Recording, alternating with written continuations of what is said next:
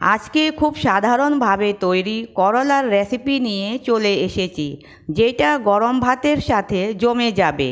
যে কেউ এই তরকারিটা একবার খাবে সে বারে বারে খেতে চাইবে। আমি কবিতা চ্যাটার্জি আপনাদেরকে স্বাগত জানাই বাংলা টেস্টে। স্কিপ না করে পুরোটা ভিডিও দেখার অনুরোধ রইল। বাংলা টেস্টের আজকের রেসিপি সর্ষে দিয়ে করলার ঝাল। তাহলে দেখে নিই।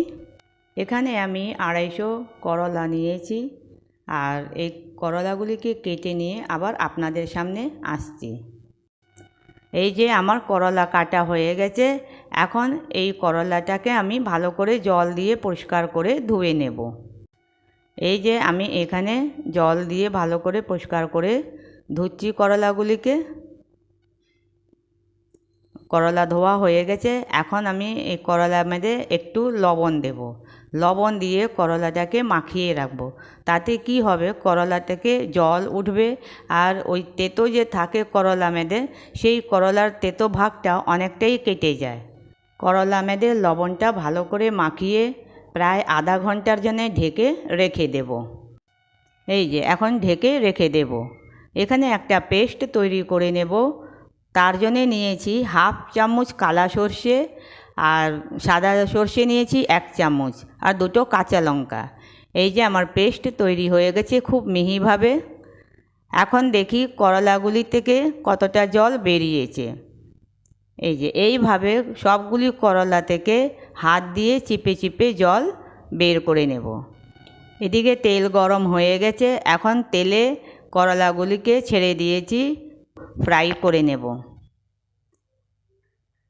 এই যে এইভাবে আঁচটাকে বেশি তেজও রাখবো না, আবার কমও রাখবো না, মধ্যম রকমের আঁচ রেখে করলাগুলিকে ভেজে নেব। এই দেখুন আমার করলা ভাজা হয়ে গেছে।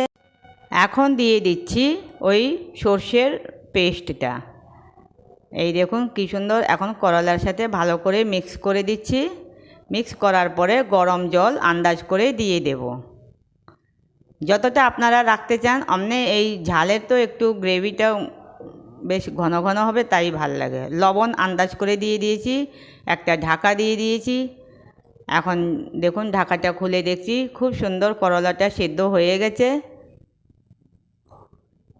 এই যে করলাটা সেদ্ধ হয়ে যাওয়ার পরে এখন দিয়ে দিচ্ছি এর মধ্যে একটুখানি চিনি, একদম অল্প করে চিনি দিয়েছি। ভালো করে মিক্স করে দেওয়ার পরে এর মধ্যে আরেকটা জিনিস দেব। এই যে সর্ষের তেল, কাঁচা তেল একটু ওখানে দিয়ে দিচ্ছি 1 চামচের মতন, দিয়ে ভালো করে মিশিয়ে দিচ্ছি। আর এই যে সর্ষের তেলের যে গন্ধটা থাকে না, এটা দারুণ দারুণ লাগে।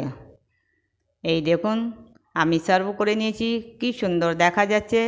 দেখলেই আমার তো খেতে ইচ্ছা করছে। জানি না আপনাদেরকে কি লাগে, আপনারা কমেন্ট করে জানাবেন, তারপরেই আমি জানতে পারবো। খুব সুন্দর হয়েছে। আর এই রেসিপিটা যদি আপনাদেরকে ভালো লেগে থাকে তাহলে একটা লাইক, শেয়ার আর সাবস্ক্রাইব করার অনুরোধ রইল। আশা করছি আপনাদেরকে ভীষণ ভালো লাগবে। আমি আবার নিত্য নতুন একটা রেসিপি নিয়ে আপনাদের সামনে তাড়াতাড়ি চলে আসব। হাসতে থাকুন, হাসাতে থাকুন। Bye bye.